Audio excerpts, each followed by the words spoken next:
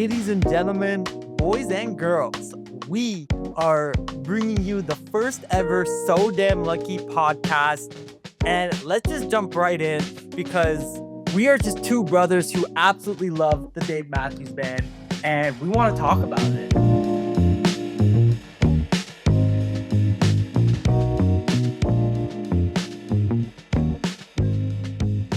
I'm Sam Mendelson. I'm Seth Mendelson. And welcome to the So Damn Lucky podcast. What an honor this to be here. An absolute privilege, sir. Now, obviously, as brothers, there's a lot of things that we have in common. But the one thing... DNA being one of the biggest ones. But the thing that we have really created this amazing bond over is our love for the Dave Matthews Band. And we've been going to see this band for over 15 years now, Sam. We like a lot of the same sports, but we don't like a lot of the same sports teams. So when they're going up against each other, there's obviously that bitter rivalry we have. When we go see a Dave concert, we're all on the same team. We're all fire dancers. We're all Dave fans.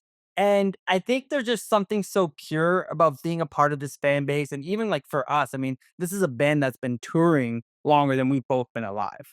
And the fan base is incredible. The community is amazing. And so this podcast is really just us talking about how much we love being Dave fans. We love this band, being a part of the community. And we're really excited to create this for everyone. And it's an homage to what Dave has done, his discography, the years and volumes of music that he's been able to put out, the covers, and how you talked about the community. I mean, the Facebook groups, there's so many people that we've met along our Dave Matthews Band journey that have helped us in so many different ways.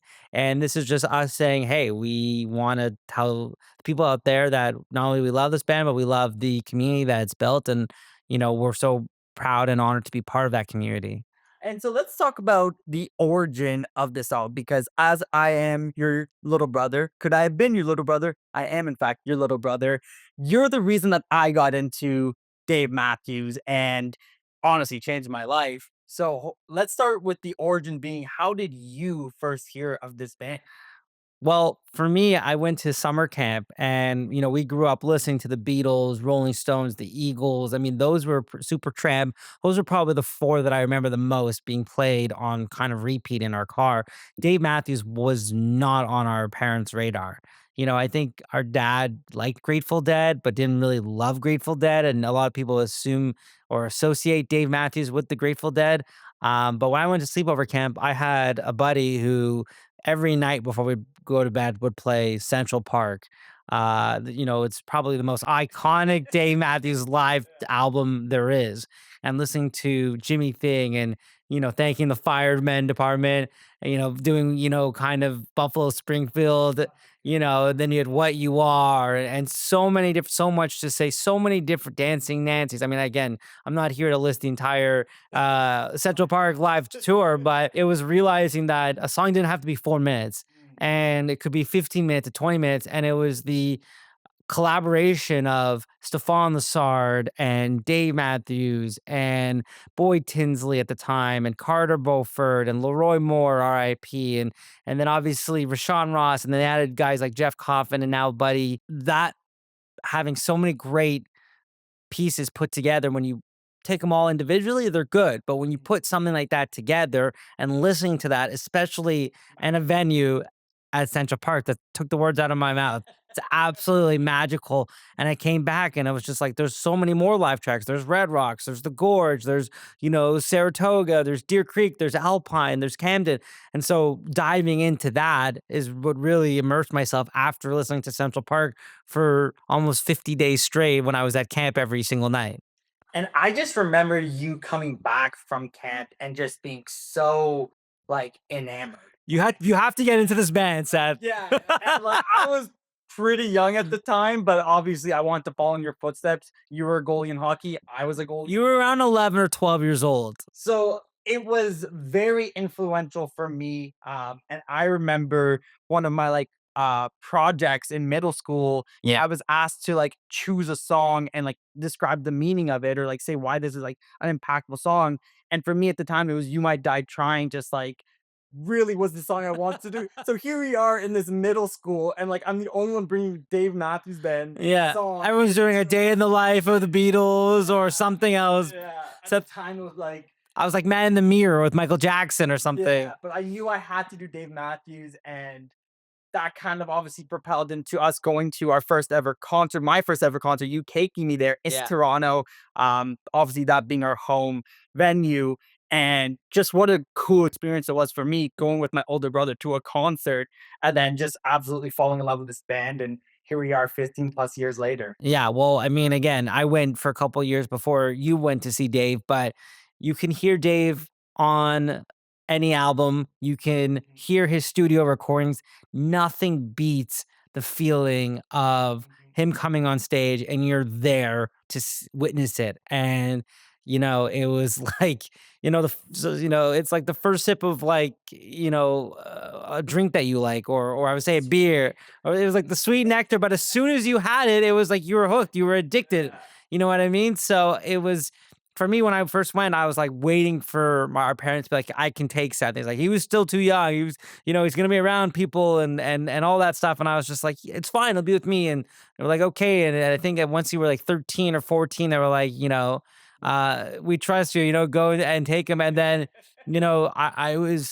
I knew obviously we get along. We talked about sports and a few other things that we get along, but to have that thing, music to bond us and to be listening to certain songs, we play games now when we hear that first note, who can say it first, and trying to predict the openers and the closers. And it's become such a fun experience that I don't think I would be able to. I would still love Dave, but to have you part on that journey has been so fucking amazing. And I love being a part of that ride with you, dude. And honestly, like, it's become a tradition for us. Like everyone in our family, all of our friends know us as two people who love Dave. They can't believe that there are people who go to see the same band as many times as we do. And we aren't even like Yeah. in the crazy grand scheme of things. There are bands that we've met that have seen Dave for over 100 plus shows. Different We're continents. in the 20s. Like you're just in the 20s. I'm not even scratching the 20s, you know what I mean? So this is a band that people travel around the world to see. Yeah. You've had the opportunity to see them at the Gorge, which was the most epic weekend, and we'll be talking about these. That's our posters from the We Gorge. just put that up. That happened to be a great centerpiece for this podcast. 2022. Just an incredible experience. We've seen them in Camden, obviously Toronto. We've seen him the most because that's our home venue, like I said. But And seeing him outdoors too, right? Like him with nature and obviously Gorge is amazing. But like you said, we've seen him in Camden, we've seen him in Quebec, I've seen him in Ottawa, I've seen him in Burgerstown, even Toronto. We've seen him in Air Canada Center or Scotiabank Center, and we've seen him at Budweiser. There's a massive difference. It's the type of vibe when you're sitting in a seat and you're able to be on the lawns and dancing and having the experience that I think Dave is meant to be, when you're outside. That's why I don't think he'll ever play it like the Sphere. And I think that's the biggest thing is like Dave Matthews Band. Like you never want to gatekeep a band like this. Like I want everyone to experience just how Yeah. amazing this band is. And to your point, like what they do live. Like the idea for me that like every time I hear a song live, it always sounds different. They're Yeah. always improvising in some different way. Obviously, they have the skeleton in their songs, but they're having fun with it. Some songs can last, I've heard a 41 that can last 8 minutes. I've heard a 41 that can last 20 minutes. Yeah. So they're always going to kind of keep you guessing in some respects, and it keeps you coming back. And it's just honestly the best band to listen to live. And the fact they have so many live tracks too is just a treat. Well, and I think what's so exciting about Dave, every time I go see him, I'm not going to name any specific artists, but when you go see some artists, this is what they're playing. These are their big hits. This is what the 2 hours, 2.5 hours, whatever, that they're going to be on. Dave is 3 hours nonstop, unless you count like the little break for the encore, but 3 hours nonstop. And every set that you and I have been to and that everyone's been to is different in some way or form than the other ones. Sometimes they've heard the same opener. Sometimes they've heard the same closer. Sometimes you've heard the same song. We have the DMB app, which again, the only band I know that has its own app where you can, kind of calculate how many songs of you see heard, you see your stats, and Here are the shows that there are certain shows that you can re-listen to absolutely, and so there's always a new experience for me. where I'll hear something that I didn't hear, to your point, a different version of 41 or Crush or Seek Up, and, different interpolations. We just came from Camden last year and we heard Wonderful Tonight in one of the interpolations. We heard other different variations of songs that we've heard before, but in different ways. And that's what makes Dave, a big reason that I want to go back, is because it's always something new. It's always something exciting. And there are still songs after 20 shows of seeing it, 18 for you, that we're still chasing.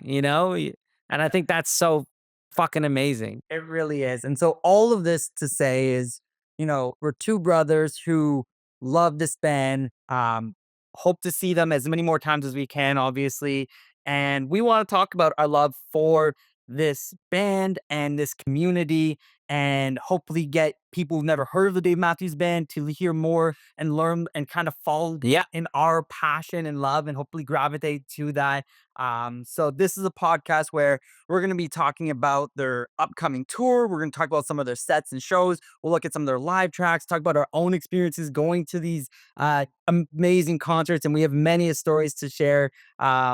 And just talking about the discography and what these songs mean to us. And so each episode, it'll be us exploring our love for the Dave Matthews Band, and hopefully we'll get people to come on, other fans to share their love for it, because like I said, it's not about gatekeeping this band. We want it's an open thing that you want to experience with as many people as possible. And to your point, when you're talking about when you're outdoors and you're surrounded by all these Dave fans, there's nothing better like that. And the Gorge was like literally the best experience of our lives. We've met so many people that we're still in touch with, that we still talk to. We talk about, did you see that show last night, or did you see what he played? And, again, part of what we're going to be doing throughout this podcast is explaining to people who may not know Dave what makes us feel in love with Dave. And I think anyone who has a passion about something, the same way we have a passion about this band, people gravitate towards that. So yeah, hopefully we're gonna have guests, people that we've met throughout our journey. One of the things that I told my girlfriend when we started dating was,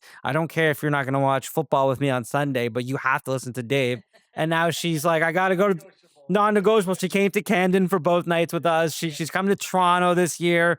Hopefully we'll do the Gorge at some point. That's definitely a bucket list that I want for her to have, because I know what it meant for us. And again, we're gonna, we get asked a lot of questions where, what's our Mount Rushmore, or what's a great opener, or what's a great closer. And again, as we said off the top of this podcast, there are people who are more musically inclined than us. I play guitar. I'm not saying that I'm the best guitarist in the world, but I do love playing guitar, and I love playing Dave songs on guitar.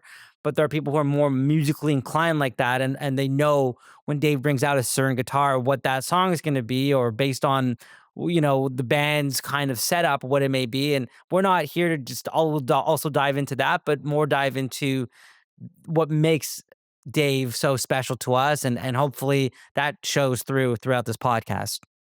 Couldn't have said it better myself. I think we are so damn lucky to have found this band, to share in our passion and love for this band, and be a part of this community too, because it really is such an amazing, wholesome community where when you meet other fans of Dave Matthews Band, you feel like you're part of a family. And it's just such a sense of belonging, and that you don't really, or I personally will say, I've not experienced in a lot of other communities quite like it. I have nothing to add. So I think that wraps up our first episode to the So Damn Lucky podcast. You can check us out on any of your podcast streaming platforms, as well as YouTube and social media accounts like TikTok and Instagram. And follow along the journey as we just talk about our love for this band and for the community.